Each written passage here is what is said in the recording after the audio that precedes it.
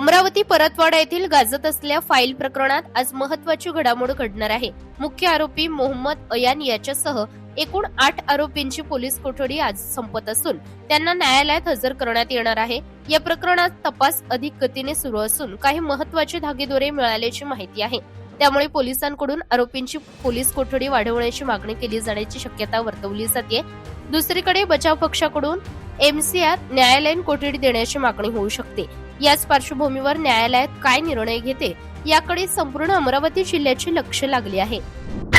अमरावतीच्या अचलपूर शहरामध्ये आपल्याला माहीत असेल की गेल्या काही दिवसांपासून लैंगिक अत्याचार प्रकरणासंदर्भात एक वातावरण चांगलं तापलेलं आहे। दुसरीकडे जर पाहिलं तर आरोपी अयान त्यासह 8 आरोपींना पोलिसांनी अटक केली आहे।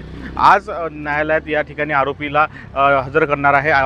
याआधी न्यायालयात आरोपींना पोलिसांनी हजर केलेले होते। त्यानंतर न्यायालयाने 6 दिवसाची PCR या आरोपींना दिलेला होता।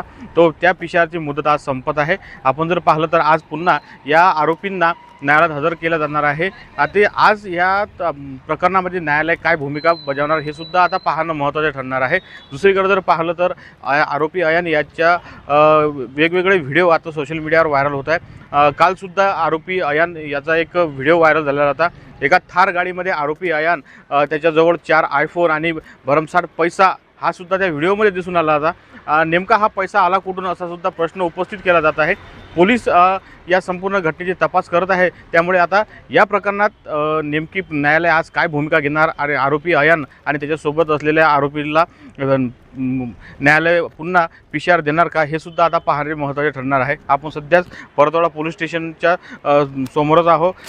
लवकरच या आरोपी अयान व त्याच्या सर्व साथीदारांना पोलीस न्यायालयात हजर करणार आहे। या ठिकाणी ॲडिशनल SP हे सुद्धा दाखल झालेले आहेत। आता 3 वाजताच्या जवळपास ह्या संपूर्ण आरोपींना न्यायालयात हजर जाणार असल्याची सूत्रांची आपल्याला माहिती मिळाली आहे।